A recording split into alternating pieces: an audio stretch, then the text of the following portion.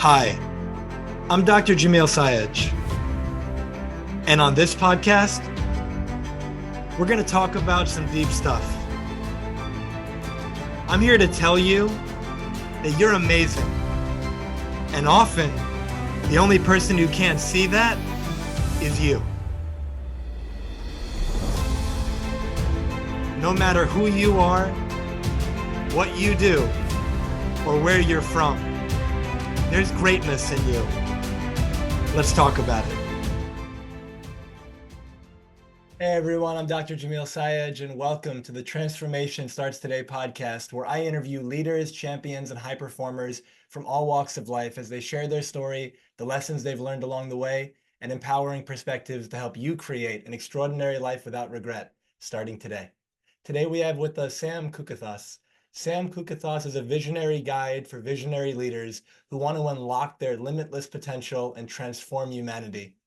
He leads a new approach in personal development and transformative guidance with Neuro-Energetic Sound Healing, a revolutionary system which helps leaders to break through the emotional, mental, and energetic glass ceilings that hold them back from achieving the results they desire. With a background rich in academic philosophy and experiential wisdom, Sam's holistic approach offers visionary leaders a personalized pathway to rise above their limitations and embrace their true brilliance. Sam, it's such an honor to be with you. Welcome to the show. Thank you so much, brother. It's absolutely a pleasure to be here with you. I love being with you every time. Right when we started, right before the recording, like you jumped on, a big smile on my face, and I always enjoy our time together. And you and I got to meet in Arizona earlier this year at a conference, and I remember just what it was like a VIP dinner, and I walk Yeah. up to the table, and it was you and another guy, and shout out to Damien. and, I and think I it's his birthday today, actually. So happy birthday, Damien. happy birthday. Hopefully he tunes in. And I just remember we just hit it off so quickly, and what a great conversation. And we've connected several times since then. We've done some work together, and I'm really excited for the conversation we're about to have. You're an absolute light in everyone's life. But yeah, I'm really grateful for our friendship. Thank you, man. So for our listeners who don't know you yet, they haven't heard your story, can you please share with us who you are, what led you to where you are today, and what inspires you to do what you do today? Sure. So I think we have to go to rock bottom. That's where the good place to start is, right? Like we all have a place where things emerged from, and often we have to go to a bottom before we can start to see who we are. And my background was as an academic, and I had a challenging journey around grad school. And it was actually when I submitted my PhD in Oxford and I didn't get it that I started to question everything, like who am I? Do I want to be on this planet? I have so much potential, but why aren't I fulfilling it? There were so many internal questions. There was a lot of shame. There was a lot of feelings of failure. And there was times where I wanted to exit because I was like, well, if I can't do this and I can't really fulfill what I'm here to do, then what's the point? So that was a really, dark time. Let's not sugarcoat it. And then my kind of journey started in 2017, really, where I started to get into personal development. I was kind of begrudgingly into personal development, where my brother was like, "Hey, you've done your way for 2 years. It's kind of hasn't made the difference." So, and I was kind of at a point where I was like, "Well, I'm actually relying on alcohol at the moment to cope with the numbness which I'm experiencing." Like I just got back from a trip in Scotland with my partner at the time, and I realized it was only through drinking that I could have conversations. The rest of the time, I just look at street signs around Scotland and be like, "Oh yeah, that's that." Like I had nothing to say about anything in the world because I was in such a bleak point. And then it kind of transformed within a space of 3.5 days. I did a program which many people around the world have done, which was called the Landmark Forum, and that was kind of like the entry point into saying, "Hey, like maybe who you think you are isn't that." And maybe the ideas that you have about humanity, including yourself, which are very pessimistic as a philosopher, aren't accurate either. And so I started to rethink who I was and started to see a different pathway for who I could be. And then I trained over the next 6 years or so in all sorts of different modalities, from ontological coaching to energy healing to eventually I developed my own technique, which we recently, actually last week, we created a new name for it. Partly because the language of sound healing is one which people are saying, oh, like I know what sound healing is, and what you do isn't that. And I was like, yeah, that's an interesting kind of observation. So we're calling it now neuro resonance optimization. because what it is really an opportunity to optimize any area of your life. So you can fulfill the potential, right? It's like I can see the potential you have within you, and sometimes we can't actually get really clear on how we can activate it within ourselves. And this is a process which allows you to use sound as a laser to basically identify the places where there is this dysresonance at a cellular level and to clear it so that you can actually activate the version of you that you want to be able to create the impact that you want in the world. Mhm. So I'd say that's really like how it all came about. It's this last 7.5 years or whatever it's been of just like constantly questioning who I am, what I know, and then throwing away any aspect of which no longer feels aligned. Mhm. Thank you so much for sharing all that. I've took a few pieces of notes here that I think will absolutely like bring up a wonderful conversation here. The first thing is this idea of the role that your brother played in this transformation when Yeah, he said to you, your way isn't working. And then, yeah. yeah, go ahead. No, no, go for it, man. Yeah, but just, the idea that your way isn't working. And he's like, why not try this? And let's say as a result of that, you got into personal development. And for all of our listeners, just to check in with the results that you've been producing in your life, is your life right now, as it's experienced, a reflection of what you want? And if the answer is no, then your way in some capacity isn't working. And if are you okay with that? Meaning, are you okay with it not working and it continuing to not work? Because you're like, there's an old expression, you can be right or you can be rich. You can be right or you can be happy. And it's the same idea. You can be right in the sense that, no, I'm going to double down on my way, but it's not getting you the results you want. So you can be right and be miserable, or you can check in and say, oh, wow, there's something I'm missing. There's something I don't know. There's something I'm not aware of that's causing me to perpetuate these circumstances that I don't want. Can I humble myself and say I'm missing something? And then actually take the feedback from other people who maybe are getting the results in one area or more of their life that I would like to have. Maybe they're right. Yeah, it's a beautiful point you make. It kind of had me think about a couple of things. So one is just letting go of the righteous mind, which was certainly for me like a crucial aspect of this whole shift. Like if we question the assumptions about what something is right. Like as a philosopher, I was looking at the boundaries of right and wrong from the lens of a Scottish philosopher, David Hume, for a long period of time. And even in the 18th century, you could kind of see like, hey, there's something about this language which is more gray than we actually really care to think. And if that's the case, then, well, what does it look like now? And so then I started to look at my own life. It's okay, where can I let go of being right? And if I let go of being right in this instance, like in a relationship is a really easy one where like people get into arguments because they want to stay right in the situation. And my approach has been with my partner, where can I let go of being right in this moment? It doesn't mean I have to be a walkover because that doesn't work either. You still have to be able to voice your experience and opinion and have them hear what's going on for you. But it's also being able to hear where they're coming from rather than needing to defend yourself or justify or give a reason or excuse or any of this other stuff that we do as human beings as a default from a space of reaction. So that space in itself has been so transformative just in terms of communication. Mm. And yeah, and to what you just said, this could be a fun, challenge for our listeners to take on rather than what most of us do most of the time, which is make that kind of assumption that I am right. What if you just made the assumption, what am I missing here? You made the assumption, where am I wrong here? Where am I not in the right? And it's interesting, you might be in an argument with somebody and you're so sure egoically that you're right and they're wrong. But everything, like, there's two sides to every situation at least. And so if you can sit there and slow down and say, just to make sure I can be as accurate as possible here, as fair as possible here, what part am I playing in this? Where am I missing this? And the moment you ask that question, answers start to show up. Now, whether or not you're willing to accept those answers is a different thing. But the answers show up, and then at that point, you're confronted with another perspective of the truth. And if you're willing to let that in, now you have more information to make the best situation possible for you and everyone else involved. Absolutely. It's like one of my mentors used to talk about living into questions. And it's like the more you're living into this mode of questioning, and for me, that mode of questioning is often like, where can I let go of being right in this moment?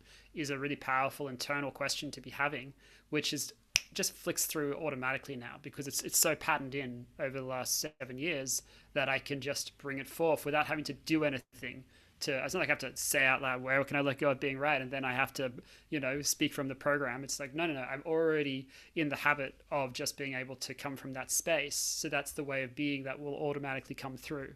Right. So it used to be one where I would not be described as calm. It would be much more like in my head and, fight or flight, thought feeling loops, anxiety, all that kind of stuff. To now it's like calm presence is kind of my DNA. Like it is the place which I come from almost always. I'm sure there are exceptions because we're human beings, but that's generally the place in which I come from. And so, which creates a space for people to be safe, right? If you create the space of calm, then the space from which they can come starts to get more grounded. They start to feel more ease and they can start to back off their own reactivity. And the thing I love about that so much is I hope our listeners can see, as Sam said, we're human beings and perfection is never the goal. No one is staying one way all the time. The visual I use is like an EKG, like when you're checking the heart, let's say. When you look at it, you see the line and it goes up and down and spikes and it moves. What do you call it when it stays the same and it's just a straight line? It's called a flat line, and that's like you dying or you dead, let's say. You don't want that. And life isn't going to be like that. You're never going to feel the same way all the time. And with that being said, I hope people can be inspired by Sam's story and say that wherever you are right now, Sam started saying rock bottom, starting at this point where I'm not sure if I want to be in this world anymore. He talked about this heavy reliance on alcohol in order to even just be able to have conversations. And yet here he is it about 8 years later, 9 years later, something like I think that? it was like 7 years later, something like 7 that. years later, doing really well right now. And he just said, coming from this space of groundedness, peaceful, that's the way most people experience him most of the time. But he said, that wouldn't have been how you would have described him 7 years ago and beyond. And so wherever you're at right now, it'll change. And if you're willing to shift yourself, you're going to expedite that process.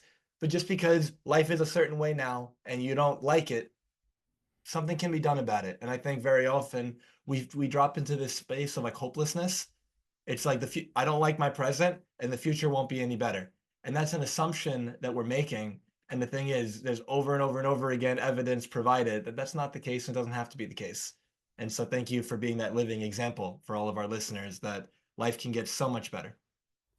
Yeah, man. Thank you, brother. Like, as you said that, it kind of just got me present to like a session I was doing with some of my family this morning, and they were in a space where things kind of felt quite bleak, and it's just bringing them back to themselves, and it kind of pulls on this different distinction we talked about, like not looking from your way, but there's also this other aspect which is actually finding your aligned way.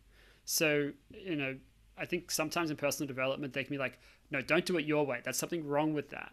And then the other side of things, well, what if that wasn't all the way true? What if there was actually something in between? What if it was just about clearing the pathway about what you think your way actually is to find your way, right? And I think a lot of the work that I do with people is really having them get into their own guidance system to be able to actually see, oh, this is actually what wants to come through me from a higher intelligence, and allowing that to emerge rather than thinking they know their way and then get frustrated with why things aren't the way they want it to be, and they're trying all these different things and it keeps staying the same. It's like, no, no, if we could clear a pathway for you to actually see the intelligence within you, you'll actually start to see that this isn't your way. This is just the default pattern which you've started to see as is this is the only way to go because that's all you can see in the moment.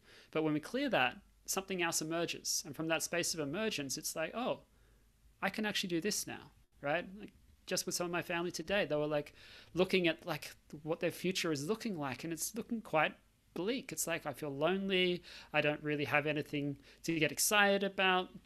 And from coming back to this space of themselves, by the end, it was like, okay, now I know what I'm going to look like. My day is going to look like tomorrow. I'm going to do this. I'm going to create this program. I'm going to build this structure into my life. And it's going to be, and they were coming from a different space. So they went from no motivation to suddenly an enthusiasm and a creativity for life.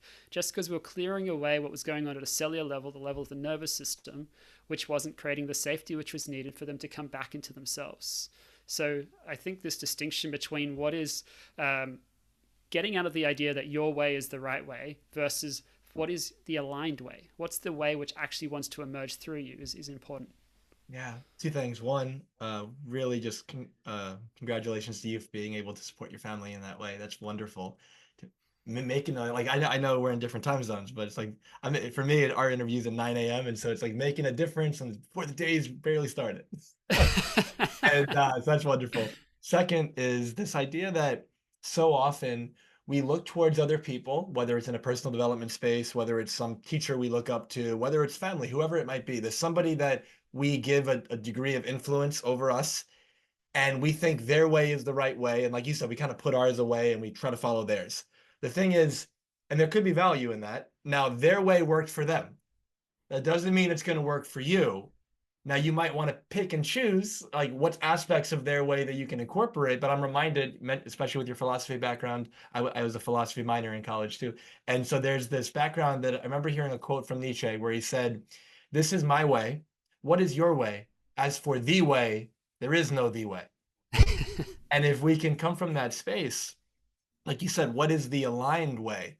Like most of us, I find we're living other people's version of our life because we're wearing that mask of who do I need to be validated, to be accepted, to be special, to be loved, etc. And Mm, so we're shifting our behavior and how we're showing up in the world to please other people. yeah. But if that's happening at the expense of living our aligned truth, then there's always going to be that feeling that something's not right. There's always going to be something going on that's blocking us. And so I love that idea of following your aligned way, following your aligned path. Be open, other people can contribute to that, but don't just assume that your path is like your truth is wrong and then just putting it to the side to follow everybody else's. Yeah, like I think that's why a lot of people get frustrated with when they invest in coaching, consulting, personal development in general, is because they're looking for something outside of themselves for the answers. And then when it doesn't necessarily work the way they thought it was, or they see other people getting the results and they're not, then that's like, well, what's wrong with me? Why isn't it working for me? Rather than looking at, well, what if it wasn't outside of me in the first place? If I could get that whatever it is that I'm looking to access, whatever I'm looking to create, is not outside of me, then what, right? As a starting point. And then from that starting point, okay, what would actually align with what it is I'm looking to create? What would align with who I'm actually saying I am being, who I'm actually creating myself to be? And allow the stillness, allow that listening from within to be the place they come from, rather than looking at all these external things and looking at, well, I just need to do this other thing. If I do this other thing, then that will be the answer. Is just slow down. Like, you don't put the handbrake on. Allow yourself to just be in the stillness and be like, it's not me.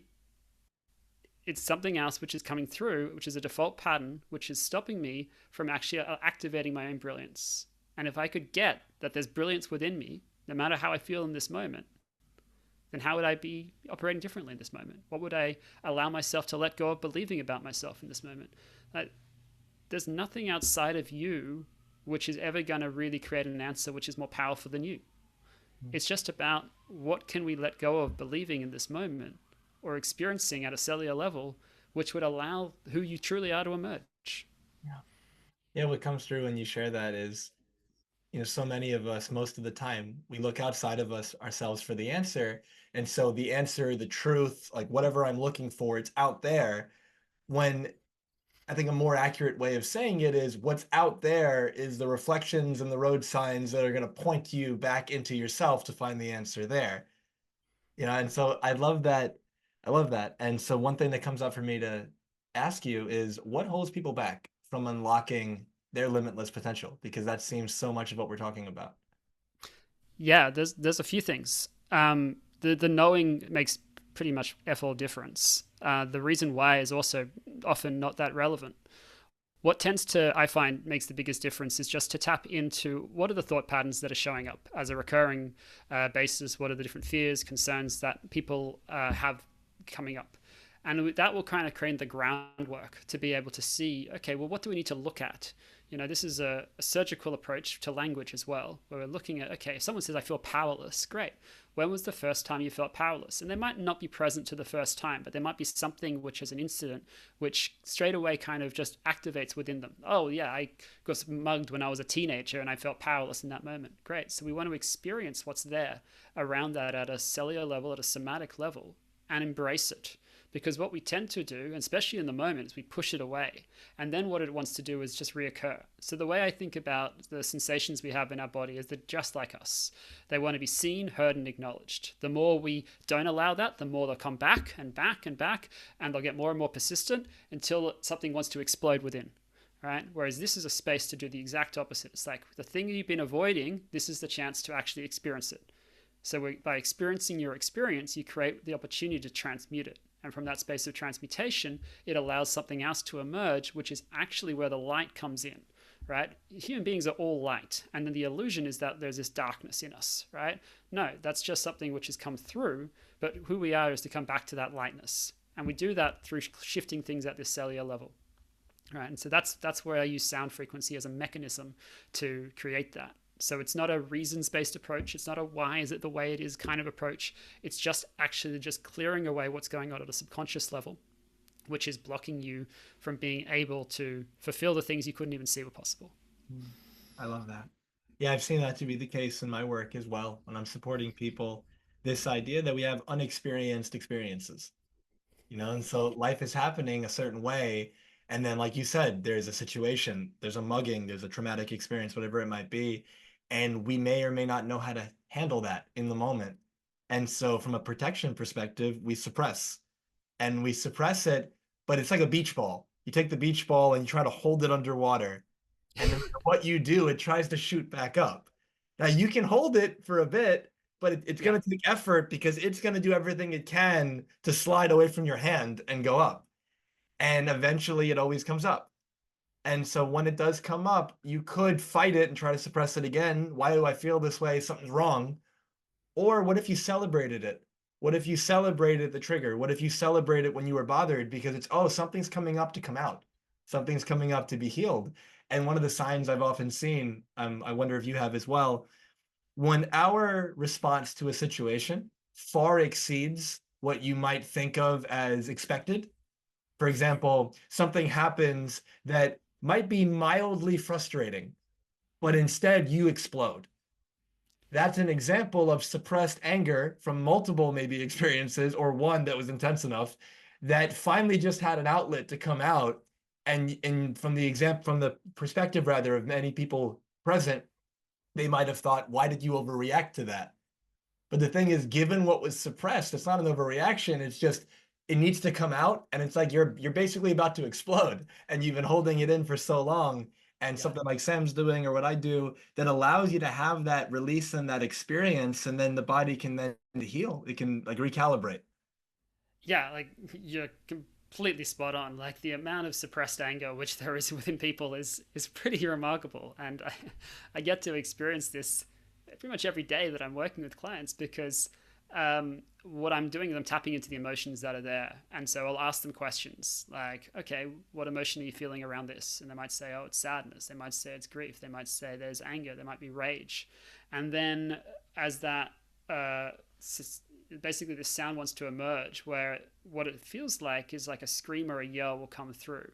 And we have to understand we're all operating at one mind. There's the illusion of separateness that we have as a human species, but that's actually complete bullshit, right? Like I was listening to Marianne Williamson speak the other day, and she was saying there's nowhere her body ends and yours starts. So it's just at a cellular level, an energetic level, a frequency level, whatever you want to call it, there is nothing which is actually this physical matter is the body that we've created, but there is that we know, but that's not us. That's just the skin suit that we wear. So if we could allow that for a moment, that even when we're in a Zoom room or in a group space, we could be working at a conscious level, which is a collective consciousness level. And so when it comes to the experience of anger, what I see is that sometimes people don't feel safe enough through their own nervous system to express that anger themselves. So my role in that moment is to just allow it to be voiced. And what that tends to do is to create a release within them at an energetic level, which creates more space and more light within them. So Yeah. it's taking that space of suppression and just allowing it for a space to be heard. Mm. How do you define healing? Yeah, it's an interesting word. Like in a way, like I think of the work that I do as not about healing, and partly because healing can have a connotation of needing to be fixed in some way that people can go, I'm other people like I'm already healed, and so then it's like, well, this isn't what I need, and it's like what if the focus wasn't so much on the healing, but on what you want to create, right? Is for me, it's about clearing to create. We're clearing things at an energetic level so that something can emerge. Whether it's that you have this vision for the world, like I work with some people who've got extraordinary visions. Where one person recently was a neuroscientist, and he says, "I want to impact 1 billion lives within 5 years' time." Okay, let's have a look at what's going on, which is blocking you from truly being able to create that, right? And there were lots of things. There was stuff around money. There was stuff which turned out to be around trust, control, all these different things where they thought there were externalities about the team that they have or not having the team that they wanted, and the frustration of doing things which they wanted their zone of genius, when in fact it was just these other emotions, these other beliefs which were there present, which were behind it, right? So for me, there's nothing wrong with the word healing, but I look to kind of move away from it because it has a connotation which then people can go, oh, this isn't for me. It's like, well, do you want to optimize your life? If you could optimize your health, your well-being, your finances, your impact, your leadership, to create more love for yourself, more love for others, to create more impact in the world than you believe possible, well, then this is probably for you. If you don't want to do that, that's okay. This isn't for you. But Yeah. if I'm not here to heal you. I want to imagine that you're already healed. My job is to clear the space for you to step into the most incredible version of you that was born to be able to accomplish all these things. Yeah. So when you think about neuro resonance optimization, Yeah, what was like what was the start of that where you realized that that was something you were able to do? And what was that like yeah, for you in the beginning? And what was the evolution of that? yeah. It's been a fascinating journey, mate, because it's so like I'm gonna get the little backstory about that is growing up, I loved to sing, but I did not have a singing voice. I would make up songs, I would sing songs as I would come back from school, sometimes little raps, whatever it was. But I have strong memories of being told, like, that's not singing. You don't call that singing. Or a partner when I was, I don't know, 20, about to kind of break up. She's like, oh, if you ever have another partner, just don't sing. Just this is not a good idea. So it's like, it's hilarious to me now that I make a very nice income from doing something which uses my voice and sound frequencies, and people who are in the music industry say, oh, you've got perfect pitch. It's like, okay, that's pretty wild. But in terms of how this all came through, it was a stages, right? So through the energy healing work that I originally did, I started to learn I could channel. And then I started to build a process which was consistent with different things that I'd picked up on from, working on the human condition for 10, 12 years by that stage, looking at things from work and leadership, about creating the future, and then looking at what I knew about root causes and pattern recognition from all the work I'd done around that. And so I started to think, well, it's really easy to get someone to peace, but now what? What are they going to create with that peace? So I wanted to look at what can we create rather than just get somewhere. People can get to a state of peace, wonderful, but what are we going to bring in? What's going to emerge from that state? And that was the starting point. And then what emerged from there is I discovered I could use my breath as a mechanism to clear and to help people bring peace into their body, to shift out pain. And I was like, okay, well, that's useful. But it was also very taxing on my body, nervous system, everything. So then I did an unusual session with someone, and they basically said, welcome all these different parts of you in. And I was lying in my office on a yoga mat. And this is going to sound very strange, so I'm going to preface that. But essentially what happened is it's the person said, okay, yeah, welcome all these different parts of you in. And what I noticed is I was lying down, but then suddenly I was sitting upright. And I did not choose to sit upright. And that happened multiple times, up, down, up, down, up, down. Then I found that my knees were moving in and out, again, not of my own accord. So I was getting quite spooked out because even though I'm pretty open by this stage of my life, I'm also not really sure what on earth is going on because I've never seen my knees move in this direction. And essentially she just said very calmly, oh, I think there's an entity in your body which has never experienced a body before, so it's playing with yours. And I'm kind of like, come again. But I'm also, all right, okay, I trust you. And then what I remember was probably the most important aspect was there felt a clearing in my throat. And then I didn't know much more about it than that. Next day, sent her a message just saying, hey, I feel really powerful. That was it. And then what started to emerge was this sound started to come through in sessions. And I had a choice. I could either go, well, this is fucking weird. And so I'm going to just ditch that and I'm going to go back to what I know. Or I could be a little bit more bold and I can go, well, let's embrace this and see what it can actually really create. And what it turned out was it was way more powerful than anything I was doing before. So I thought, okay, I'm going to just let go of my own kind of judgment about how this sounds, people thinking it's weird, and all this other stuff, and just really cultivate an approach which is going to be as potent as possible to create, the fastest way to transform people's lives. And so that was how it emerged. And then over the last, I don't know, 6 months or so, I trained with a mentor in Colorado to create more and more space within my nervous system to kind of let go of different imprints, holding patterns, whatever you want to call them, to create more ease, which then created more power with the sound. And then there's been different other kinds of journeys I've gone on, which have allowed more different kinds of sounds to unlock. We've taken it from like a straight up sound, from like a bass to high pitch to melodic sounds, to being able to then tap into emotional journeys, to then be able to tap into things at a DNA level, which are from ancestral stuff. It's getting more and more potent kind of every week is what I would say, but it's a constant unfolding, and my approach is just to surrender to it and say, hey, if this wants to emerge now, let me allow it. Yeah. Thank you so much for sharing that journey. And I want to have an acknowledgement for you that I also want to couple with for our listeners to hear this as an acknowledgement to you as well.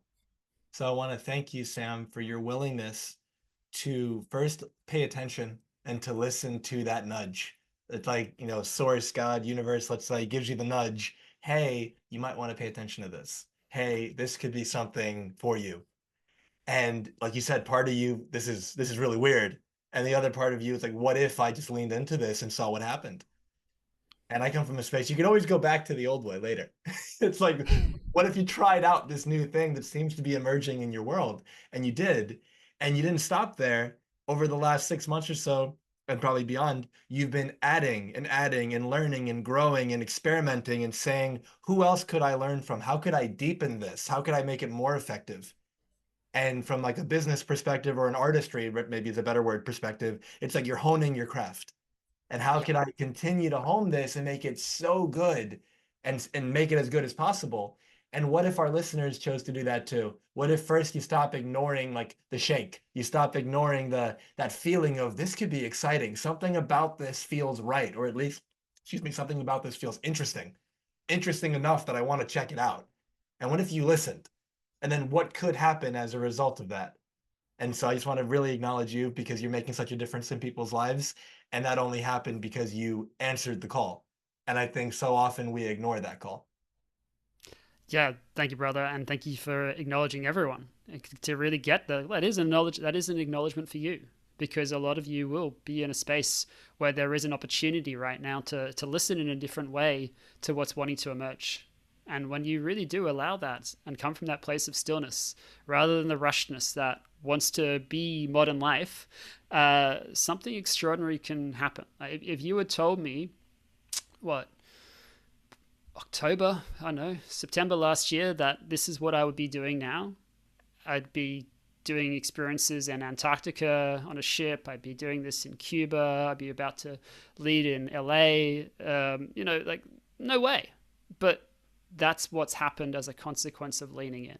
Yeah. And yeah, I just want to kind of take on Jamil's invitation for you all, which is to really look like, if a life beyond your dreams were possible from actually listening from within and leaning into the thing which might actually feel a little bit scary, just feel into what that might be like. Feel into what you'd actually want to create, right? Because there's so much magic in you. And sometimes you're not going to experience that, and that's okay. There are days where every one of us feel that way. There are moments where every person, no matter how much impact they've made on the planet, starts to question themselves, doubt, could they do more, any of this stuff. That's just what it is to be human. You're not going to escape that, so don't bother trying.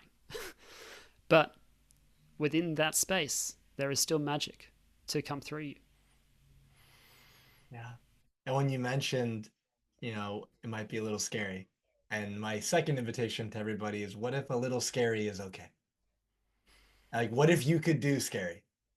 And especially if there's a combination of scary and exciting. If something about it is like, ooh, that looks like juicy, that looks good, but then a part of you goes, oh, but it's like I've never done that before, or it's bigger than I've played at that level. Wonderful. Like you're at the edge of that comfort zone. I'm reminded, I think I brought this up on the podcast maybe once before. if anyone's seen Lord of the Rings, in the first movie, there's this place called the Shire, and I'm explaining in case you haven't seen it. But think of it like it's like a little heaven. It's like a little piece of paradise in the middle of the world. And everyone who lives there, for the most part, you're born there, you die there, like you spend your whole life there, and nothing bad happens. And at one point, the main character has to go on this journey and he has to leave the Shire. And he has a group of people to go with him. In the beginning, it's his friend, one guy named Sam. And at one point, they're walking, and they get to the point where they're in like a field, and Sam just stops. And the main guy, Frodo, walks a little bit more, notices Sam stopped, turns around and goes, "Is everything all right, Sam?" And Sam said, "If I take one more step, I will be the furthest I've ever been away from home." And then he pauses for a moment, he takes a deep breath, and then he walks. Now that's the first like 15 minutes or whatever, 30 minutes of the movie. And this is three movies that span maybe 12 hours or something like that. And there's a massive journey adventure they go on. And what could be possible for you if you embraced the little scary, even if it's a lot scary, if what's exciting you, if what's calling you is big enough, the fear will pass. Yeah, that's beautiful, man. Yeah, that hero's journey kind of experience is it's kind of part of why we're here, isn't it? Right? Like to go through these extraordinary challenges. Like sometimes we think about, like I think about some of the people who I've worked with, and they've gone through some fucking horrendous things in terms of the level of adversity. And it's like, why would someone have been put on the earth to experience all of this? Well, maybe, and this isn't the truth, maybe it's because they're here to do something so extraordinary that they experienced all of it, so they've got the capacity to handle anything else which is going to come through, right? There isn't a truth to this, it's just a place to come from. But I find if you want to empower someone around like your past, a way to do it is to like, well, one, we can step beyond it from a cellular level. But two, it's created a pathway for you to be the unfuckwithable person that you need to be to go and do the extraordinary things that you put on the planet to do. Absolutely. Yeah, I'm reminded of a quote that I heard years ago: "No pressure, no diamonds." And we come from Yeah. that space. Like you said, I love how you worded it. It's not the truth, but it is a perspective that can be very empowering. I've been through what I've been through, and yeah, it hurt. It was painful. It was all these horrendous things. But now what do I do with that? And if I can use that as a fuel source, as a way that makes me stronger, it's like I've been through this. Nothing is going to be worse than that. And because of that, I'm going to be able to handle all of the challenging situations. Life has its moments that are really difficult. And as you aim to play bigger and bigger games, bigger and bigger levels of the game of life, there's going to be bigger and bigger challenges that you're going to face. How do you face the new challenge because of all the previous ones you've already faced? It's almost like a video game. You level up, and as you level up, the creatures that you fight or whatever it is are harder. Now you wouldn't have been able to fight those things when you were level 2, but at level 47, you've got the capacity to handle that. And so it's kind of the exact same thing, like a metaphor. And so with that in mind, Sam, I know that you do a lot of work with leaders, and I know you've got something called soul purpose leadership, and would love to hear, can you define that for us? What does that mean? Yeah. So to it's the company's called Soul Purpose Leaders, and it emerged from an event that I went to in August last year. So a good friend of mine, Aloka Padarai, he runs a company called Uplift Millions, and I was just called in. I had a sense. I never met Alok in person, but I was called in to go to this event called Transcendence. And two things sort of happened on that first day. The first thing was we were doing an exercise where rather than kind of like create like an affirmation of who you are, it was kind of what we call a sacred covenant. And for whatever reason, I just found the words just came straight through. Right. And one of the things which is about what did I do in the world is like, well, I guide visionary leaders to unlock their limitless potential to transform humanity. And from this space of listening, and I shared it with these group of women who were on my table, and they were like, say that again. And I could hear the resonance that they felt around it. So then I had the confidence to stand up in front of 130 leaders and share, like, oh, this is what I do. And I remember Alok saying, you do that, watch what happens. And I didn't know what was going to happen from there, but what I do recall was at the end of in the evening, there was an optional opportunity to do a kind of breathwork experience. It's a bit different to some other breathwork, but it was extraordinarily potent. And within the first sort of 10, 15 minutes of this, what emerged was, Sam, your business is now called Soul Purpose Leaders. I'm like, what the fuck? My eyes are closed. I'm lying down on a mat again. And it's like, yeah, your business is called Soul Purpose Leaders.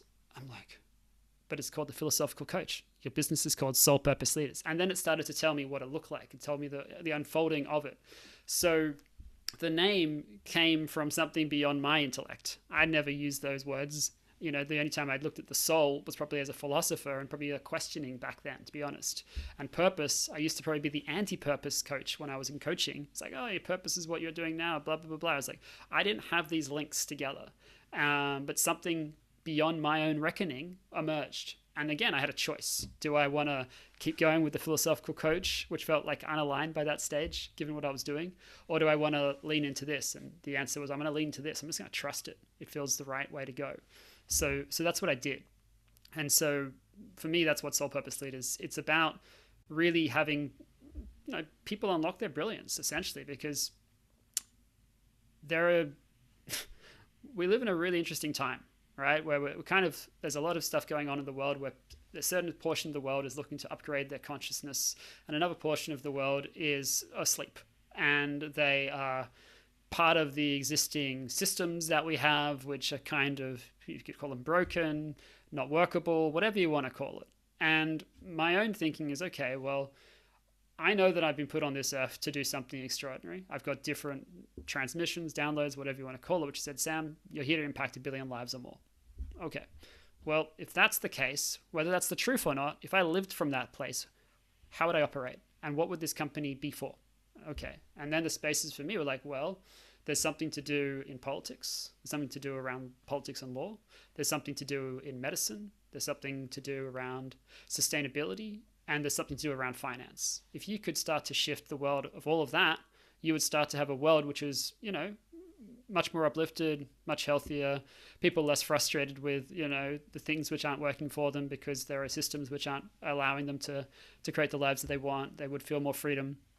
And so my own kind of intention and game is like, how can we impact each of these spaces? So there's work that I do in the background, which is looking at, okay, what would it look like to create a center to, you know, develop world leaders using this kind of work, but also bringing in different kinds of experts, which allow for their brilliance the politicians' brilliance to come forward, right? To build the foundations of trust, which are missing within themselves, which are missing within their party, which are missing within opposition, which creates the adversarial nature of politics, to then be able to bring forth something which creates trust within a public, independently of whether you voted for someone, and then in turn to create a different kind of level of communication, a different kind of leader who is attracted to that realm, right? So that's one of the spaces where I see I can make a unique difference here.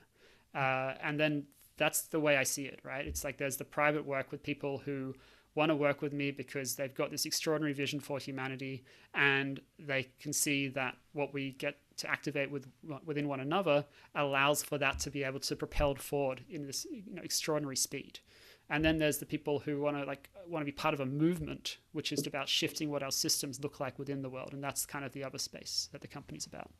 Yeah, I love that. And I know that you've got so much passion around transforming politics, society. You just alluded to it a bit.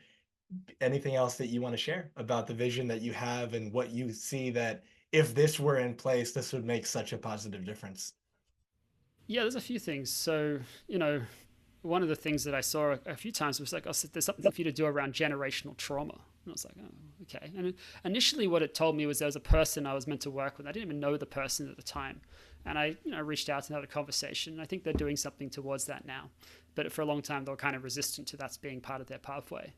But what emerged in actually a plant medicine journey was, well, what if it was, I think at the time the idea was to heal generational trauma for African Americans. And then in a plant medicine journey, the thought was, well, isn't that selfish? What if we could do that for the entire world? What would it look like to clear generational trauma for the entire world? And so as I've started to do more work which allows for this clearing at an ancestral level, I'll just give you an example of that, working with a CEO, they're in a space of overwhelm. In fact, they want to not have the meeting because they're in overwhelm. And it's our first, you know, meeting of our partnership. And I said, look, this is why you hired me. So let's look at what's going on. And so we looked at what was creating the fact that she was in these 12-hour days back to back to back, even though that's not what she wanted. We looked at how could we optimize her life so she could create, say, like an 8-hour day, and that would be, and have the time freedom. And what emerged was something where the energy felt like it was beyond her system. And I started bringing through these sounds which wanted to come through to represent that energy. And what she said was she was experiencing ancestors who were slaves, and then she was experienced women who were enslaved, and the lack of choices that they had. So we were really starting to decouple the energy between what was showing up at this level of DNA at a cellular level versus who they were. And once that cleared away, then there was a different future which was possible for her. So this is one of the things I've been playing with. Is what would it look like to be able to clear this level of ancestral trauma, which is bringing into multiple generations going forward, which doesn't need to be there.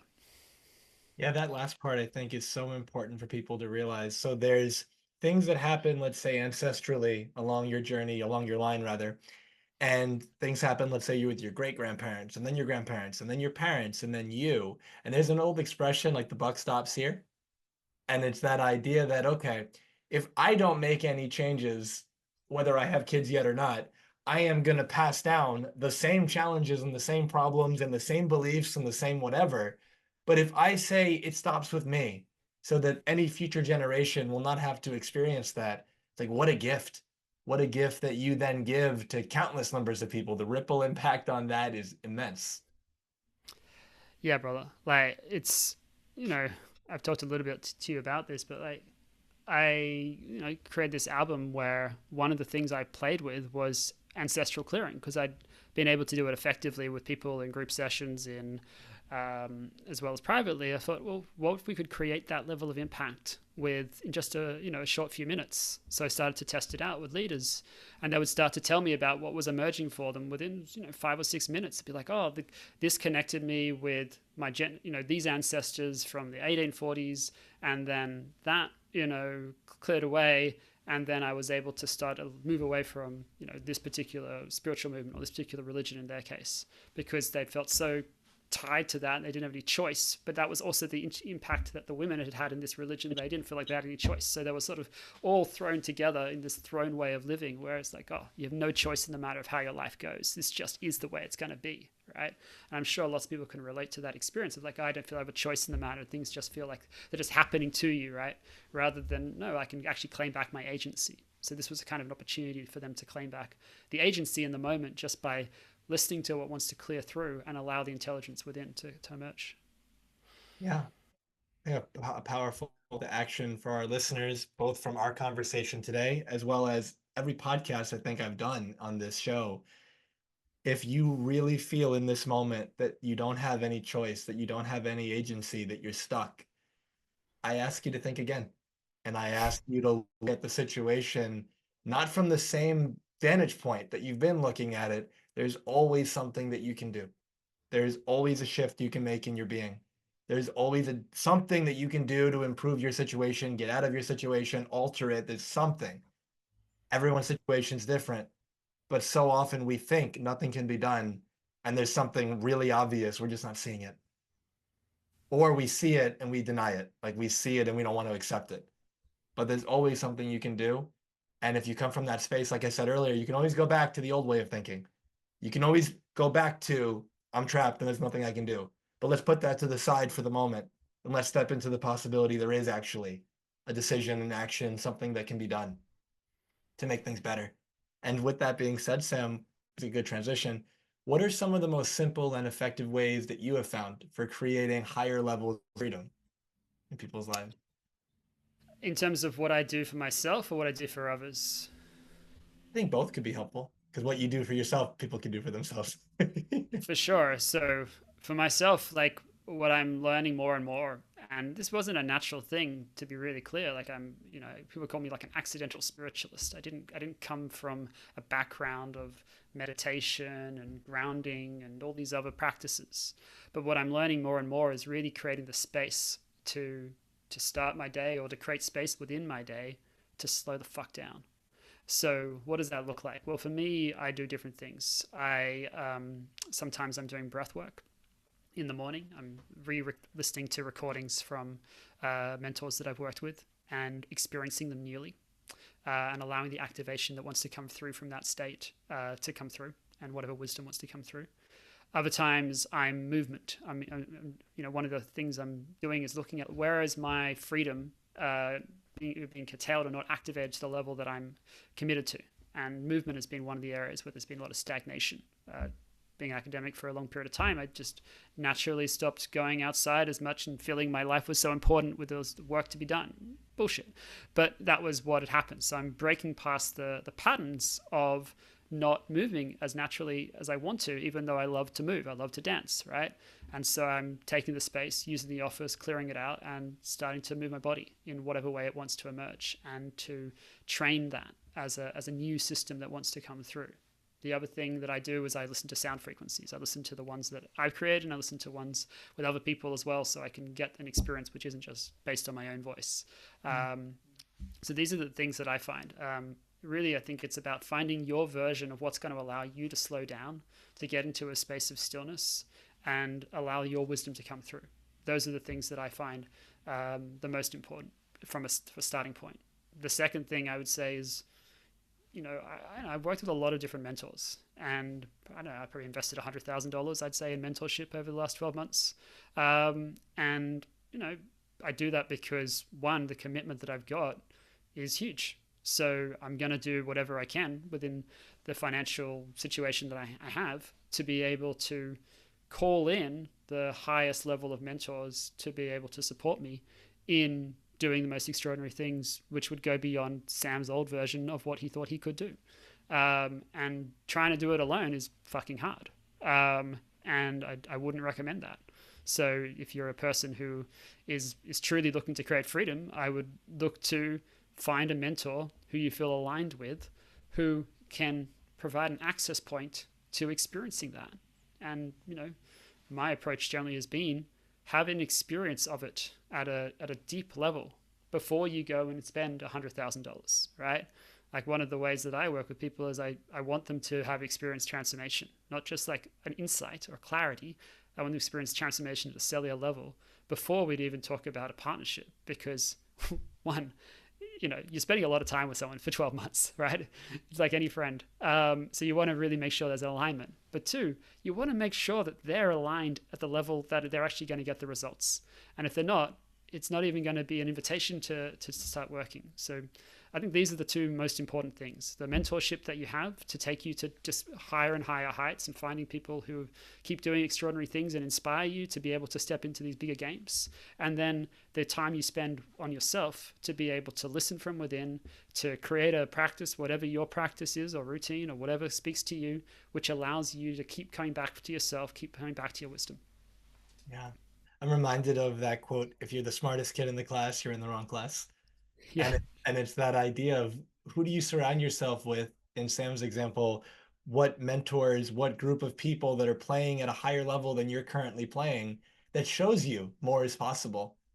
I know in my own life, I've had times in the past of being the most, let's say, committed to my growth in the group of people I was surrounding myself with, and being the person that was trying to like push beyond what I've done before, but everybody else is pretty comfortable with their status quo. And at some point, it did get to a point where whatever level I was at, I couldn't really see beyond it. And it seemed so much beyond what the people around me were doing. And so I just started to get comfortable there. And it's almost like a plateau. But the thing is, there's always a higher level. It's just that you're not seeing it because you're not surrounding yourself with it. And so it's like, you go, there's an expression like, go where you're treated well. In a similar kind of way, go where the people around you are going to pull you into being who you're going to be. Yeah. totally, man. Like I can see there's so much in what you just said, shared, but like literally the reason we're having this conversation is because I created myself as belonging in the room at Transcendence by buying a VIP ticket before I had the level of success that some of the people in the room had, because that allowed me to experience, okay, one, I already belong here. So I'm standing in the being of belonging rather than do I belong or any of these other things. Belonging is a generative act. It's something we ongoingly create for ourselves. I've seen people who have done 30 years of transformation and they're still questioning, do they belong? Why is that? Because in the moment, they're not generating belonging, because something is creating a loss of belonging. So we've got to it's always a generative act. We can always create it. So if we come from that space of creating it, okay, now I'm creating, I belong in this room. Great. Now, who am I going to be inside of that creation, which is going to allow me to actually experience belonging rather than just say, I belong, right? And then that's what allowed me to then shift the being to a point where by the end of that event, people were like, I'm so glad I got a chance to meet you, right? Like that wasn't what I expected to happen, but that's what showed up as a consequence of who I was being inside of already belonging, right? And then just to take that one step further, when I get these opportunities to do extraordinary things, like Alok was like, Sam, there's a chance potentially to go to Antarctica in March. It was March already. To be with 130 leaders to change the vibration of consciousness on the planet. Would you potentially want to join? I'm like, yes, right? It's just like saying hell yes to things which are aligned. And that gave me opportunities to meet people who've been, again, way more successful in life. Some people had sold companies for 600 million, other people had won awards for global social impact. And the beautiful thing is I got to impact a lot of these people. So what they've created, the level of success they've had, it doesn't matter. They're still human beings. You can impact so many people no matter where you think you are on the level of success and all these other kind of bullshit metrics that we like to talk about, right? And if you create yourself that way, that you are valuable, that you belong in every room and that you belong in every conversation, the way you're going to see yourself is going to change dramatically. Yeah. Something I love so much about that. So one thing leads to the next, and we never know the ripple effect of impact that'll occur as a result of one action. And so in Sam's example, he goes to this event with Alok and the transcendence one, and you experience that event, you shift as a person, who you're being.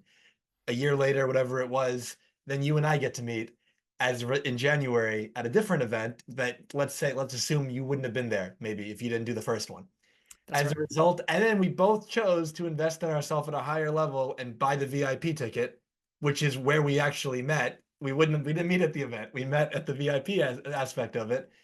And then we hit it off. And then we've done some work together. And now we're having this conversation. Potentially somebody's listening right now and something that was shared has already shifted their being or their world. Maybe they reach out to you and they want to do some work together. Their life changes in some positive way. All that happened because Sam, from however long ago, decided, I'm going to make this decision and do this thing. And so for all of our listeners, what's the decision now that, let's say, is a little bit scary, but maybe a lot exciting, and it's calling to you, and you're listening to the fear more, and you're keeping yourself where you're at, versus if you leaned in and you took the action, what could happen as a result, just like Sam's example, it could change everything for you. It's a beautiful, powerful question, man. Yeah, I love the way that you frame these questions throughout this podcast. It's such a gift for anyone who's listening. It is such a gift the way that Jamil keeps tuning in and coming back to you, right? So really allow yourself to come back to these questions. Don't just like listen to this once. Listen to this over and over again till you really get these questions into your bones, because there's so much value in these questions. Thank you, Sam. And so, as we begin to wrap up, the foundation of this podcast is to help people create an extraordinary life without regret. If somebody came to you and they said, I do that, what would you say to them? If you say that question again, because it cut out. Sure. The foundation of the podcast is to help people create an extraordinary life without regret. And Yeah. if somebody came to you and said, Sam, how do I do that? How do I create that kind of life? What would you share with them? Yeah. The first thing I'd ask is, what do you want to create? It starts with that. Like, I'm not going to give them advice. It's not about advice. My work is definitely not about advice. My work is about you feeling into what it is you want to create, really listening to that, and then looking at what's holding you back from creating it. And then if we wanted to, we would create an experience which would create the opportunity for you to clear whatever's in the way of you creating it. And then I'd help you step into activating it. And then if it was really something we wanted to do more of, we would look at how can we partner in this game together, right? Or something else that I've created. So that's the way. Like, I don't do advice. It's simple as we just need to hear from you what it is that you truly want to bring into the world, right? And I'll give you an examples of some extraordinary things that people have come to me. One person said, okay, I want to hold the money of hundreds of millions of dollars, the energy of hundreds of millions of dollars, because I'm about to step into working with an entire different realm of leaders in corporate settings, people who are billionaires, people who, used to making $1 million, $10 million deals. So that's a crazy vision for someone to show up in a conversation. And in that space, we just cleared a space for them to be able to handle that. And by the end, they're like, yeah, I can ask for a $10 million partnership. No problem. Because energetically, who they were aligned with being now meant that they saw their value. They saw their worth, right? And it's not always about money. Sometimes there are people like, they have a vision for, a country, and they're seeing like an aspect of what it could be. It's like, oh, I could create this for these teens in Jamaica. But there's a burden of doing something beyond that. And so we clear the burden, and then suddenly what emerges from there is like, oh, I actually have a commitment to my entire country. It's like, oh, once you start to see what's been in the way, the vision expands. Who you get to be expands. Everything gets activated. It's like your circuit wakes up, it gets activated, you become alive in a different way, and the creation has started now. Creation always starts now. That's it. I love that, man. And if our conversation today was your last opportunity to share what's on your heart, what's on your soul with our listeners, what would you want to make sure you left them with? I know you asked me this question before, but I'm going to come from a completely newly, I guess. Look, there is a ridiculous amount of magic which is within you. I look at where my life was. I used to have a belief that if I had half as good a career as my academic father, that was as good as it could get. And look, that wouldn't have been a bad life. But my God, I was selling myself short. Now, I know that you put me in a room with any leader on the planet who's willing to do some work with me, and we're going to create a transformation in their life, which is going to shift everything they've known about their life in a couple of hours, to the point where they're going to question the way in which they saw the world before, in a way which is going to allow them to step into a new world which is more aligned with who they truly are, rather than the view of who they were before, right? And the confidence which I can speak with now is an entirely different realm from the shy and anxious person that I'd created myself to be for about 28 years of my life, right? To be the person who would go from, oh, I have anxiety, to let me create a podcast a couple of years back around sharing how I created freedom from anxiety as an identity, to recently with an album I'm creating a track which is using the sound frequencies as well to upgrade that still further to see we create a pathway for people to be free from anxiety, right? That gives you a pathway of seeing like, here's the small game that I was playing before, here's what's starting to become emerged, and we're just getting started, right? So if you listen about that as you, that is where the gold is going to be. Don't listen to that being about me. Listen to that being about you. What could you truly create if you weren't even at 1% of your potential? Because that's what I believe is true for most of you. Yeah. You said, just getting started. And that's an invitation that I want everyone to try on, regardless of where you are in your life, age, career, etc. What if you were just getting started? Either you haven't created the results yet that you want, well, of course, you're just getting started. Or you have created the results that you want and you think you're done and you're actually just getting started because there's a whole nother level you're not even aware of yet. And what if you were excited about that? 100%, man. 100%. Yeah, Sam, thank you so much. And as we wrap up, what are you working on or towards right now that's exciting you that you'd like to share with our audience? Yeah, there are two things that I'd love to share, which might be of interest and value to a number of you. So I've alluded to this album a number of times. So there's a company called Listening to Smile, which do a thing called frequency-minded music. And what we've done is collaborated. And what it looks like is essentially I've created a series of tracks which will work from things like dealing with anxiety, expanding the level of power, helping you create what you want. There's one particular neuroresonance optimization, which people have used from everything from sleep to figuring, oh, this is the book that I'm going to write, to, oh, I can, let go of stress in the moment, to I can see how I'm going to create this different legacy. Like, people are able to use it to optimize their life, right? Like, they spend 15 minutes listening to this, and then they tap in to something within them wants to emerge. And let's be honest, often these people are people who are already high impact leaders, right? It's designed for that for sure. But you don't have to necessarily be that to be able to get the value of this. So that's one piece, is this album, which is going to come out in the world very shortly. And the other thing is a program called Activate Freedom. And this freedom program actually emerged in a breathwork session where, ironically, I made a decision which I had challenged and been challenged by and struggled with for so many years. I talked at the very beginning how I'd not got my PhD in 2017. What I didn't share with you is that for a long period of time, I went on a journey where I rewrote a new PhD, which allowed me to emerge into work which was going to impact law and politics. But I got to a point where I wasn't really committed to it anymore, but I wasn't willing to let it go. And in this final breathwork session I did with my mentor, what emerged was the PhD is complete. In fact, to continue with this is to continue with the idea that struggle is part of life, when who you are is to create a new paradigm for being human. And from that space, what emerged was a program. The program is called Activate Freedom. And so that really is a program for those people who want to create more impact in the world, want to create the freedom in time, finances, relationships, any area of their life which is being constrained in some way from, which is not creating the level of freedom, abundance that they would like to experience. So that's something which is going to be starting in August. I think August 12th is the first session. If you want to hear more about that, reach out to me. And I'd love to have a conversation and see if we're a good fit. Fantastic. And what's the best way for people to connect with you? Is there a website, an email? Yeah, you can reach out to me in different ways. So the company website is soulpurposeleaders.com. And it's SOUL as opposed to the sole of your foot. And you can also find me very easily on social media under Sam Kukathas, on Facebook, on Instagram. I think on LinkedIn we're on Soul Purpose Leaders. But if you type in my name, there is no other Sam Kukathas in the world, so you can hunt me down very easily, but you can also find me very easily. Perfect. I'll have the links to everything in the show notes.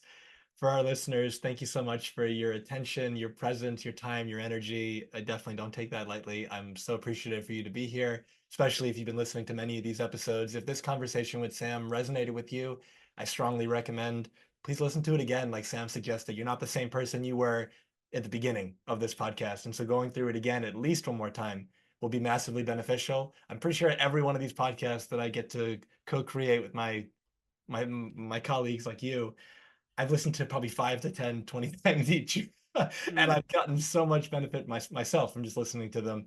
And so if this has resonated, please leave a review, whether it's Apple, Spotify, YouTube comment, whatever it is, share it far and wide. And you can be a part of playing, how would I word that? You can be a part of the ripple effect of impact, and you can help so many people just by sharing. Sam, anything you'd like to say before we wrap up? I just want to kind of echo that as someone who used to have a podcast myself. And, back then they'd say like, oh, this is up there with Jay Shetty and things like that. But the honest truth was that we didn't have the listenership of Jay Shetty. So imagine that the quality of this is at something which is at the level of people who have millions and millions of people listening to it. Well, what allows that to actually happen is that people share, and they share about what they experience, and they share it with others if they got value from it. So if you really did get value from this, I really do invite you to share this, because what Jamil's doing is really great. And I'm really grateful to have the opportunity to speak with you all. And I'm really grateful to have the opportunity with Jamil to co-create this with you. It's been fantastic. Thank you so much, Sam. It's been fantastic indeed. As I mentioned in the beginning, my life's work is to help leaders, champions, and high performers to experience more happiness, peace, and fulfillment as they create an extraordinary life without regret. If I could be of support, please reach out right now on Instagram, Facebook. You can find me at Dr. Jamil Sayed, and at the podcast, of course. This is almost episode 50 we're leaning on, and it's been such an incredible journey. And if you're listening to this, wherever you're listening to it, you have access to all the other episodes. Please check them out. And if I can support you privately, whether it's through energy work, whether it's through the coaching side of the work I do, I'd love to have a conversation to create the results that you look for in your world. I find that most people's favorite day to change their life is tomorrow, and that's why they stay stuck. And that's why I call this podcast Transformation Starts Today. We said earlier, like, creation starts now. And so if you take to heart what Sam and I discussed today, you apply it to your world will change. And especially it'll change in ways that you can't even imagine from where you're at right now. And so I so look forward to hearing about it. All my love to you, and I wish you the best. Take care. Thank you for being with us today. If this conversation served you, it would mean a lot if you left a review and shared this with anyone who may benefit. An extraordinary life without regret is available to you now. Choose it. It's your time.